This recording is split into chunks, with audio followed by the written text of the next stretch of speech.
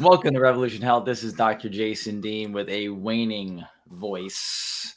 I just joked to Morley that he might be doing most of the talking tonight. We'll see how well I can do. I'm supposed to do another one of these too, so we'll see how that goes the rest of the evening. But, sir, how are you? Doing great. Really Like it. doing very well. And you? I assume, besides your voice, I assume you're doing okay. Yeah, something about traveling to Washington, D.C., doing a fast overnight back around, come down here, drive to Tallahassee, do that. But, it's all part of the mission. So, it was. I'm losing my voice after talking to a bunch of moms, dads, and kids about some bills they're trying to pass down here. So it was Right. worth losing the voice a little bit for. Well, good. I'm glad it worked out well. Yeah, and Morley is making the rounds. By the way, I saw Morley with one of my friends, Dr. Wade, the other day. I'm about 20 minutes into that when I was watching it, and good information. I was loving it. Yeah, no, really enjoyed chatting with him. What was the mistake that we made? We had a pre-conversation that that was like 90 minutes long. We should have videotaped that. That was an incredible conversation. Nice. And trying to recapture that was it's going to be a challenge, but I think we'll make it happen. Cool. Well, we have a bunch of people jumping on, which is really good. So everyone, put in some questions if you want to. We're gonna only go about 30 minutes tonight because I'm trying Because to conserve the voice a little bit. And Morley wants to talk about cholesterol. yeah, I'm just like I'm old school. What can I say? And No, cholesterol, is that yeah, stuff good or bad for you, Morley? yeah, I know. It's like could it be both? No, I was absolutely gobsmacked this morning. I What word was that? you God don't talked? you don't know gobsmacked? No, That's I a have not heard that one. that's a just a British term for I'm flabbergasted. Okay, I like it. Yeah, gobsmacked. And it must have some mystical meaning. I'm sure it's something very nefarious. But I was reading about oxidative stress, which is one of my haunts, and I was reading about a very particular type of oxidant that's given off with lipid peroxidation called 4-HNE, and then there's something called isoprostanes. It's like we're getting into some very esoteric biochemistry. And so I decided to put those two together, 4-HNE isoprostane. I thought, well, what happens? And what pops up is this amazing article on cholesterol from 2009. I'm like, well, I know everything about cholesterol, but I thought, well, just for grins and giggles, I'll take a look at it. I'm like, oh my God. So one of my favorite articles is by Robert Crichton and John Pierre on basically talking about the origin of the known universe and what happened to planet Earth about 2.5 billion years ago when the phytoplankton started to produce oxygen on this planet. We didn't always have oxygen. So for billions of years, it was life forms living on iron because it was all anaerobic. Most people don't understand that's what your pathogens are. They're anaerobic. Get it? Wink, wink. And they're living on what? Iron. Get it? Yeah, that's right. And so Pasteur taught us to attack the pathogens, right? Yeah, okay. Right. Yeah, don't ignore the iron. Forget that. So what's fascinating is that about 2.5 billion years ago, these phytoplankton in the ocean started to give off oxygen. Nobody really knows why. What I'm fascinated by was who had a watch back then to know it was 2.5 billion years ago. I have no idea how they know that, but they do. And what this article talks about is that at the same time that oxygen starts to appear, and that wipes out 99% of life, because when you mix oxygen and iron, what happens? It explodes. It That's right. becomes rust. So, but at the same time that oxygen appears, copper appears, and sterols appear. Well, what's a sterol that we can relate to? Oh, cholesterol and ergosterol. That's what we get from plants. and there's a form that comes in yeast, and it's amazing because what does cholesterol do? It senses oxygen. It helps. It's an antioxidant. So what does that mean? It means it prevents rust, and in fact it's a scavenger for hydrogen peroxide. And it's like the thing is, let's put aside the introduction of fluoride and glyphosate into our environment. We know that those are ridiculously toxic, and just for the benefit of your last week, we'll put aside vaccines, okay? Because we don't want to get into that. We're not talking about vaccines tonight. Right. So we've got these three things: fluoride, vaccines, and glyphosate. That are ridiculously toxic. We know that. Right. But let's talk about the dietary agents that we've been subjected to as a society when they started adding inorganic iron filings to our food system in 1941, and then increased it 50% in 1969. Then what happened after Ike had his heart attack? We started chasing fat. Got to get rid of the fat because what Ansel Keys said was that saturated fat causes cholesterol to rise, and that's what causes cancer or causes heart disease. And like, it does.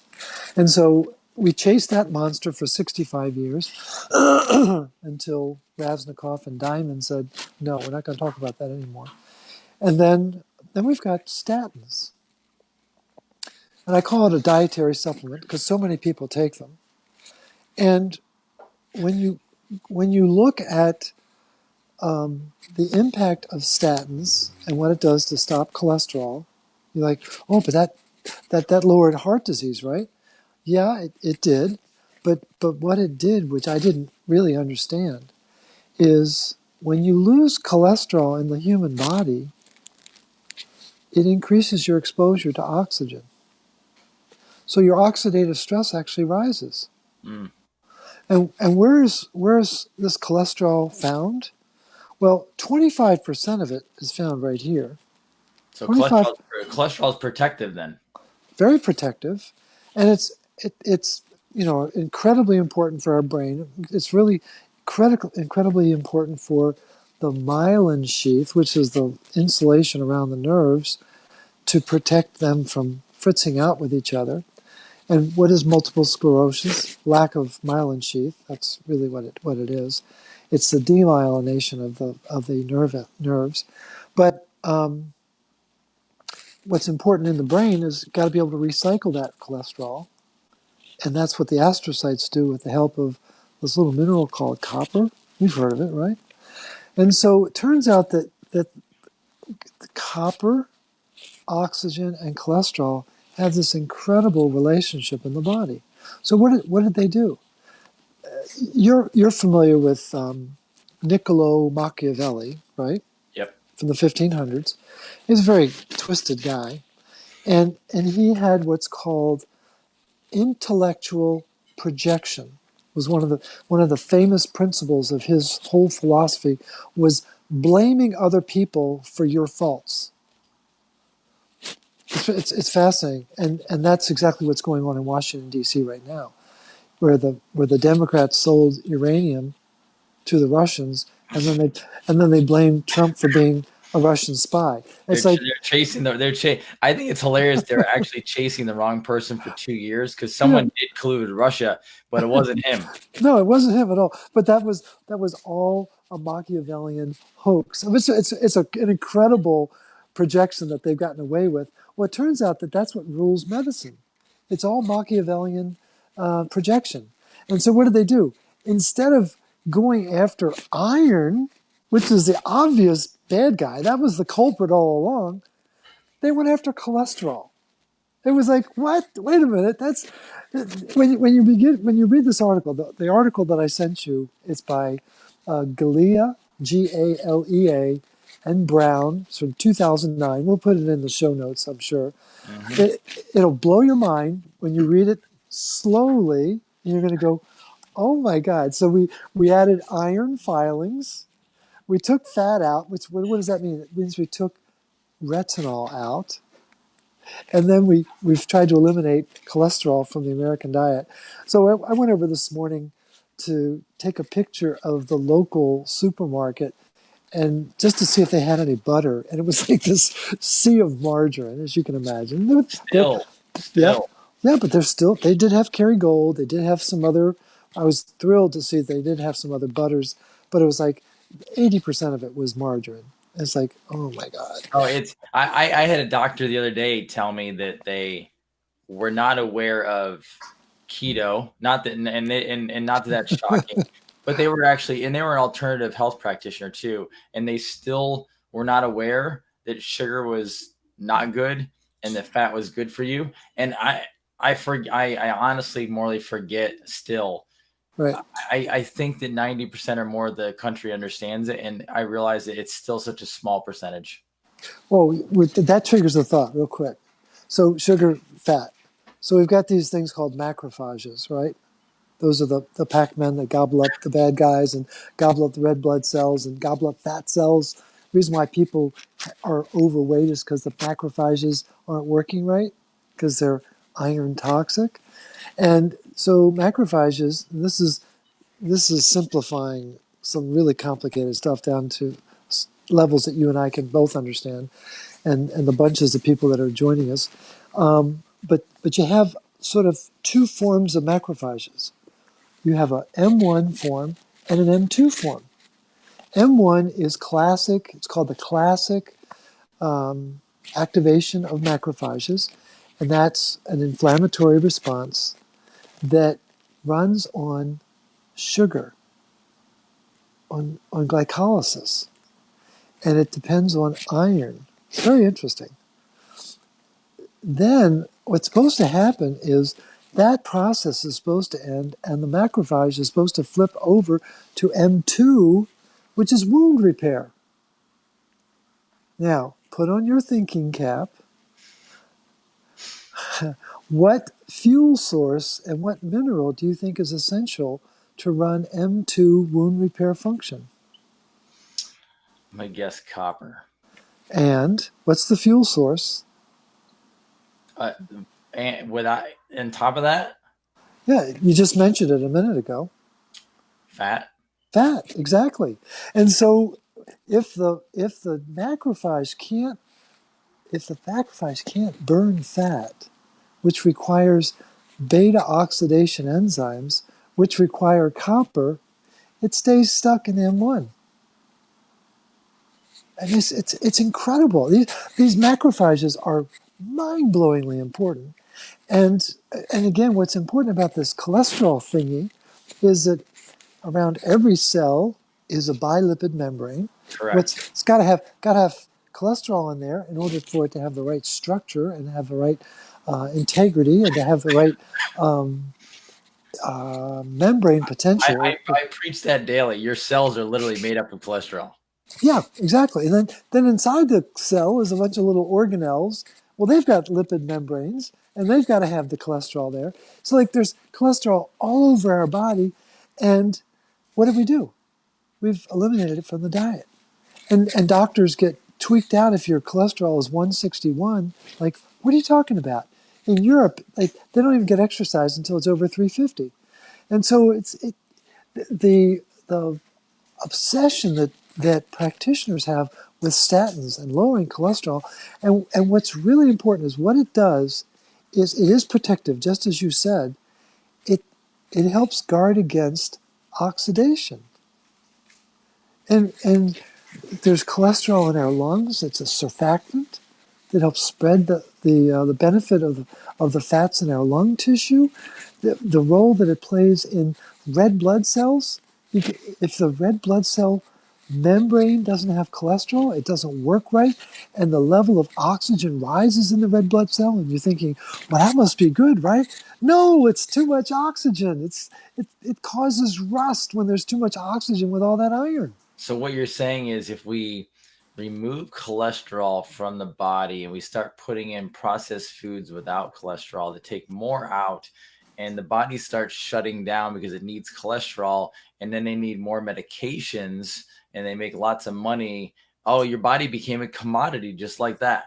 Yeah, that's exactly right. And so it, all they did was basically add iron, add sugar, take away the fat, take out the cholesterol, and all they had to do was stand back and clip coupons. It's just it's staggering, and now what's happening is, and you probably know this, the level of heart disease has dropped from the 70s. There's no dispute about that. What's rising in its place? Cancer. Cancer's taking off like a rocket, and between now and like 2024, cancer is going to be the number one cause of death. And in my blog that I'm writing about this, I'm like, is that medical progress?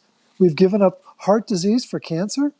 Like, Yeah, it's so funny to say that because someone just commented as you said that the eggs are like a perfect food, and I was agitated a couple months ago because I got a magazine in the mail. I'm not going to say who it is and out them, even though I should.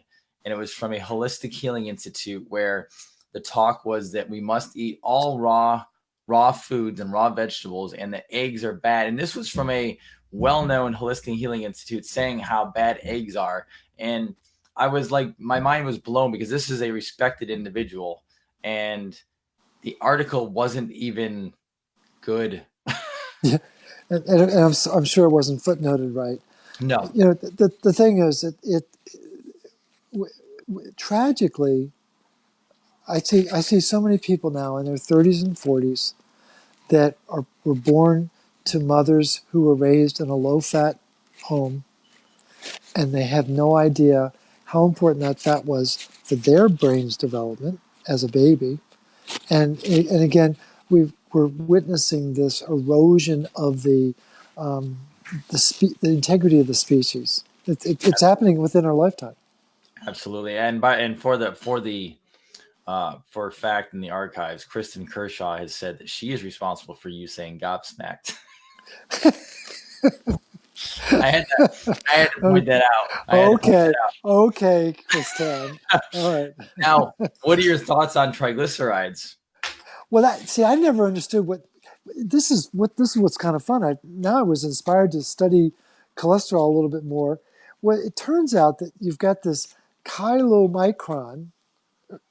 It's a big fat molecule that then becomes very low density lipoprotein, becomes a low density lipoprotein that becomes a high density lipoprotein. It's morphing from this big monstrous, and triglycerides rise when you have too much sugar in your diet. And they're just monster proteins, or that just they're really bad for you. They're very sticky, and they cause a lot of problems. But the whole thing is, all of the focus went on to the cholesterol, and everyone ignored the iron. And even in this article, one of the fascinating things about it, they're talking about lipid peroxidation, which, I mean, I've been reading about lipid peroxidation for years. So, oh yeah, it's really bad. He said, actually, all it's telling you is that there's a breakdown in the management of oxygen in the body. It's not metabolizing oxygen right. And cholesterol is coming along to try to save the day. I mean, they wrote it in such a counterintuitive way. It was like, wow, it makes so much more sense. Makes total sense. And I actually think that cholesterol numbers have been completely misread for a long time, and people Oh are so yeah, dedicated to getting that blood test back, and they take it and whatever it said, and a doctor is typically not even reading it correctly. All they're reading is the results that the lab gave them, and right. I believe that they've been misread since the start of the blood test. Well, I think you're right, and I think some of the people on this call are like, God, those two guys are talking about cholesterol. That's so passe. Like we're on top of that. No, I don't think people. I really encourage people to read this article when you post it in the show notes, because it's going to blow your mind what you didn't know about cholesterol, and the fact that it goes all the way back to the origin 2.5 billion years ago, and that the rise of oxygen, the rise of copper, the rise of sterols were all happening at the same time. I find that fascinating, and that we don't know this. that's what I think is even more amazing, is that all of this was completely swept under the rug and kept out of the consciousness. And Oh, let's of let's course. attack the cholesterol. Let's ignore the copper. And what's amazing is Leslie Clavet, one of my great copper heroes, he wrote an article in 1973 that said, well, low copper causes high cholesterol. And he's right.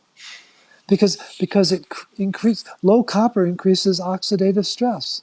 So the body intuitively says, "Oh, we got more problems. We got to have more cholesterol to make more hormones, more steroid hormones to deal with the stress."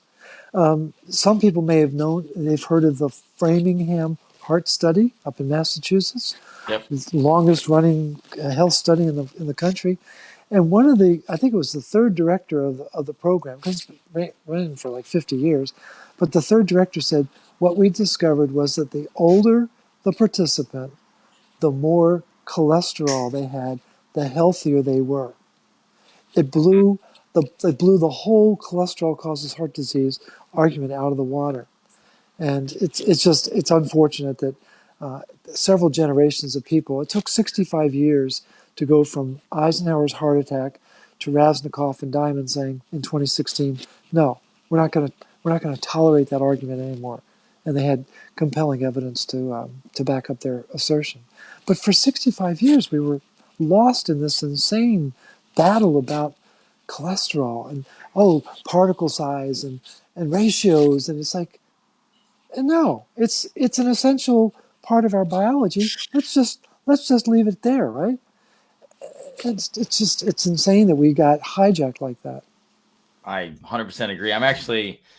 I think I just successfully dropped that link to that article Okay, in the good. feed. If it doesn't come up, I'll change it. I actually just had to make a folder for all Morley Robbins files that he sends me so that I can keep track of everything and post all the links in here, because we'll And see you and you're going to need a terabyte of information, I'll tell you. I have like 5 terabytes of video right now. I don't even know what to do. So that's the great big thing is we have all this storage necessity now. Yeah, no kidding. What are your so a good question, because we have about 10 minutes left tonight. We're gonna wrap up after about 10 minutes. What are the optimal cholesterol numbers in your opinion? I I think if anyone has cholesterol, uh, I think 250 is no issue. I don't think it's anything to worry about. Getting up to 300, it's like, okay, let's see why would it be rising? Let's get an idea of that.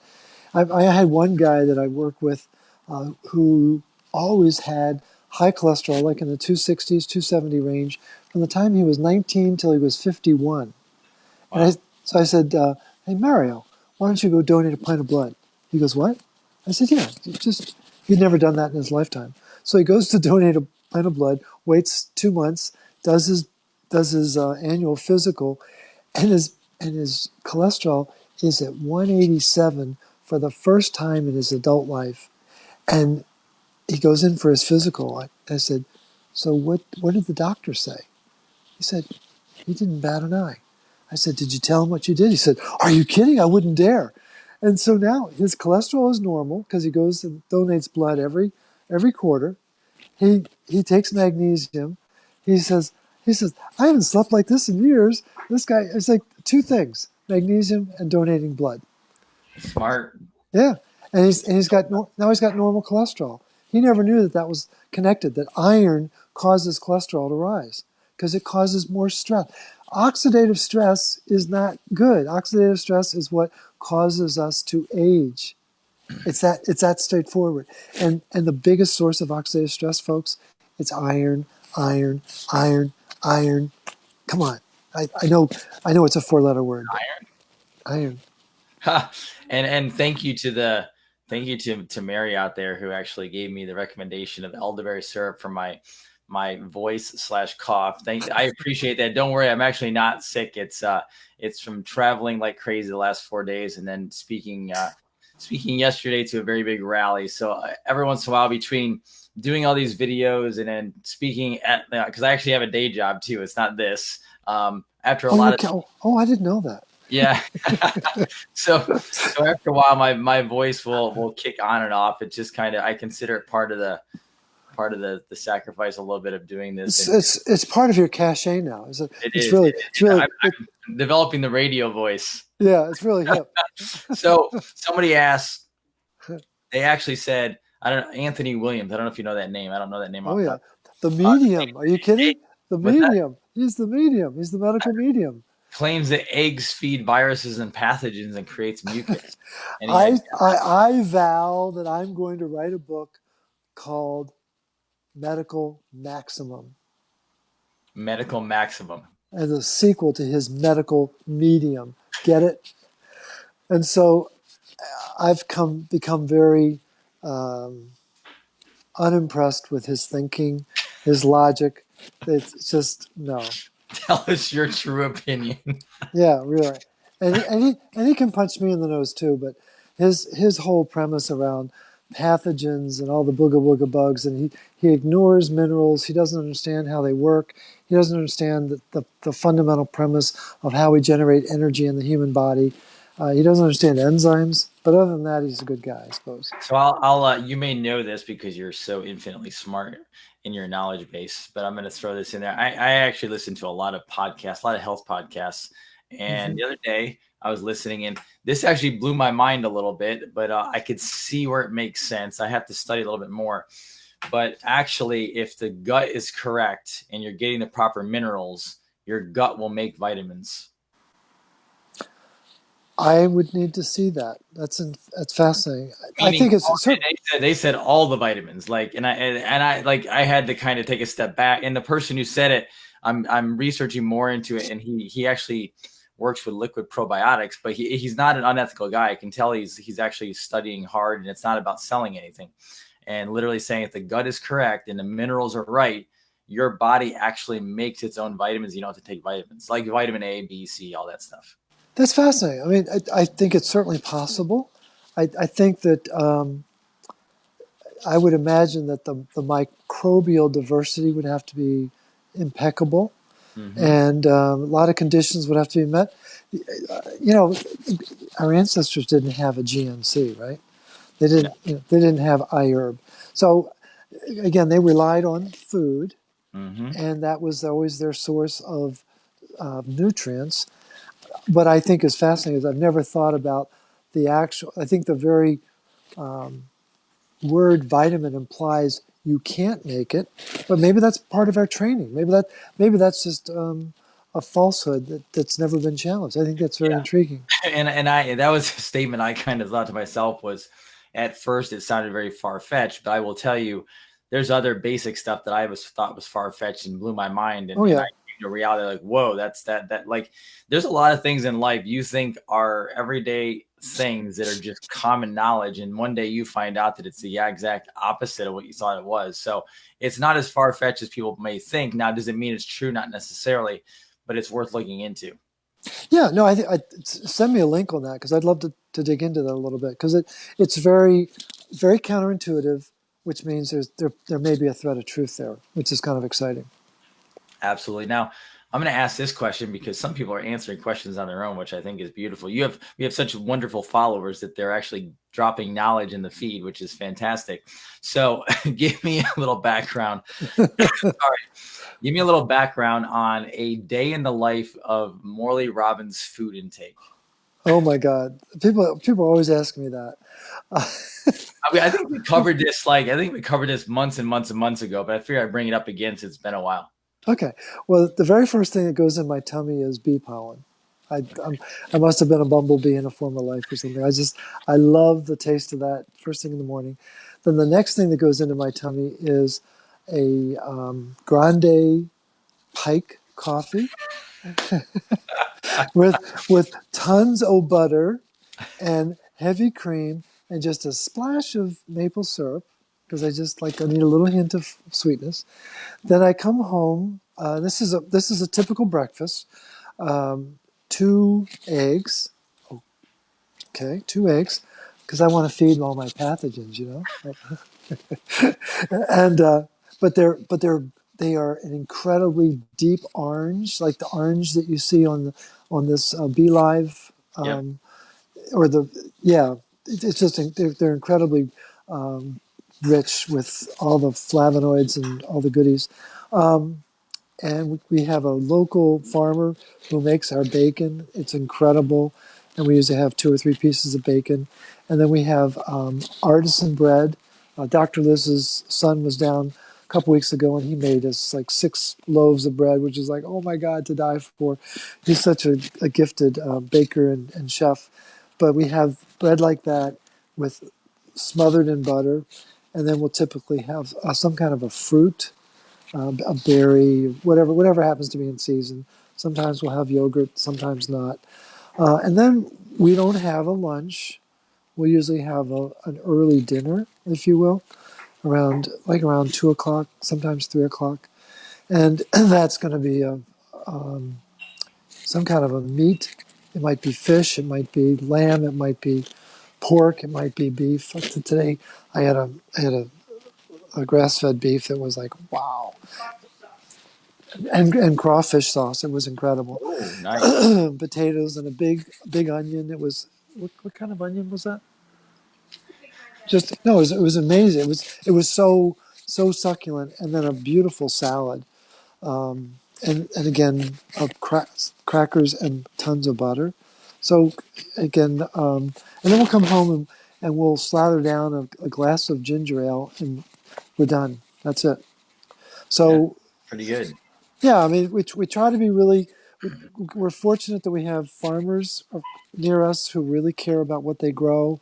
We've gotten to know them, and we buy wonderful sources of like goat milk, goat yogurt, the bacon, the produce is it's all locally grown.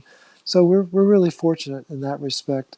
We cheat every now and then. We might go have a milkshake like maybe once a quarter or something like that, just because it's like we're human.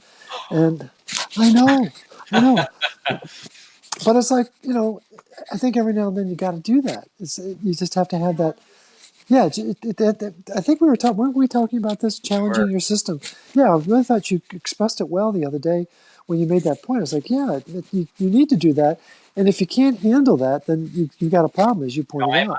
I'm a firm believer in challenging your system, and I don't mean all the time. I'm just talking about No, but challenge, and everyone's a little different. Some people might be able to challenge it, once a month. Some people might challenge it once a week. When I say challenge, it doesn't mean to eat junk all day long. It means to have, a serving of something or whatever it is. And yeah, it's, mine's not far off of yours. I start off with coffee. If I'm traveling, it is Starbucks. Just because I know what I'm getting, but typically organic coffee at home. I will tell you, I'm not a huge uh, bulletproof coffee individual. I've never yeah, loved the taste of butter and coconut oil in my coffee, and I know I'm sinning by saying that, but it just the taste yeah, never did it for me. I actually prefer heavy cream if I can, and yeah. then a little bit of sweetener here and there, and then I don't actually eat in the morning. Other than that, that's usually what I have. I just don't. I don't. Now weekends I will, Yeah. but then it's usually like a beef or something for lunch with a big salad. So I like to do the greens and that. Hmm. And then actually tonight I'll be having, I think we're having a New York strip, very fatty, and I'll be putting tons and tons of butter on it along with more greens on the side. So that's pretty much it. And I've been trying to, I am a recovering sugar addict. So I Hmm. do find ways to put something in me that at least gives me kind of the pleasure of having that taste without having. Right. Uh, I do a lot of keto cups and like little ketogenic fat bomb type things, so at least I can That's have great. a Yeah. little bit of that sweetener that's not going to harm me, but keep the fat in there so I fill up and I'm not like just pounding candy or anything like that. So, um, and that's my message to a lot of people too, and a lot of patients that I see is if you think if you've been alive in this last 50 years and you think you're just going to like say no to sugar ever, Can't you're an do it. addict. We're all junkies. I mean, just face up to it. So I always say, make sure you have stuff around the house that you can, whether it's a Hmm. stevia or a maple syrup or even just a little bit of coconut sugar, something that your body will actually handle and it won't, drop the blood sugar and kick the insulin in. That's right. Yeah. Have something there so you can at least, quench the craving, and you're not hammering the candy, because those who try to quench the craving, they end up binging on all the bad stuff. That's right. And I think what I think is noteworthy is what I started out on. I started out on Pop-Tarts and Yeah. sugary cereals, and pound down a glass of orange juice. I don't know how I survived. I swear to God, it was incredible. And then when I got, I don't think I had breakfast in college. I don't think I ever did that.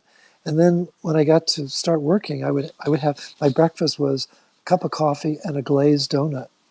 And I would go up, and then boom, I'd crash. And one of my workmates, she was an absolute angel. She gave me a book called Sugar Blues. Yeah. She said, Morley, you got to read this, and I did, and I started to change my diet at that point. That I was actually turning around because I have that book on my bookshelf somewhere, and Yeah, I have read all the physiological sugar books you can possibly imagine. But that's a great book. However, Sugar Blues is written by a journalist. That's right. It's potentially the best sugar book ever written. And it's very little about physiology. It just goes through the history of it. Yeah. No, it's an amazing book. Totally changes your understanding about what's going on.